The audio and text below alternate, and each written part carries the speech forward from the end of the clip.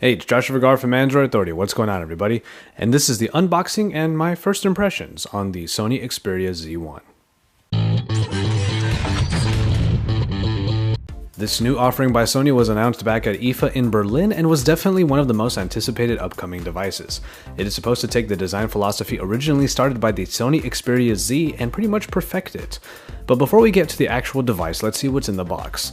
For the most part, we get the standard fare when it comes to extras, though Sony does make it a point to include screen protectors with their smartphones. These will come in handy, but normally I don't use screen protectors. Under the flap, we find some Sony branded earbuds with extra earpieces, the standard micro USB charging cord, and a plug made for Europe. After that, we have a few thick instruction manuals that would help you get started with your Z1 life. Put all of that aside, however, and we can get right to the phone itself. The phone is covered in a nice plastic film, and it's pretty ceremonious to slowly peel them off. Like I was saying earlier on, this is supposed to be the full culmination of what was originally started in the Xperia Z. A fully glass-encased phone, this Z1 benefits from a completely steel frame that should give it all of the sturdiness implied as well as a much more premium feel. And that's exactly what you think when you first put the Z1 in your hands. This is a heavier phone than the Xperia Z, and the smoother sides evoke a real feeling of premium. That's a word you'll probably hear me say a lot when referring to this phone. Premium. Of course, the other big addition to the Xperia Z1 is the powerful G lens, capable of almost 21 megapixel shooting with a f2.3 aperture and a bunch of added enhancements in the app.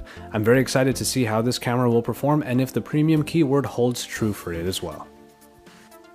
I wanted to address something right off the bat when turning on the Z1 screen. There has been some speculation regarding the screen's used on the Z1. Apparently, some users have been reporting mixed results with their units, especially in regards to viewing angles. Whether or not this means one Z1 can have a different screen compared to others is up for debate. But with the unit we're working with, we can only surmise quality based on what is in front of us. That being said, I am initially disappointed in the viewing angles on this particular unit. Sony really missed the mark with the Xperia Z with its horrible viewing angles, and then they redeemed themselves with the much better angles found in the Xperia Z Ultra. But now it seems like they've fallen back a couple steps with the Z1. Its viewing angles are not really horrible, as things are still generally visible, but a gray hue does cast over everything the steeper you get in the angle.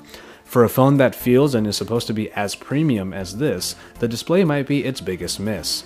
At least in these first impressions, this is the case.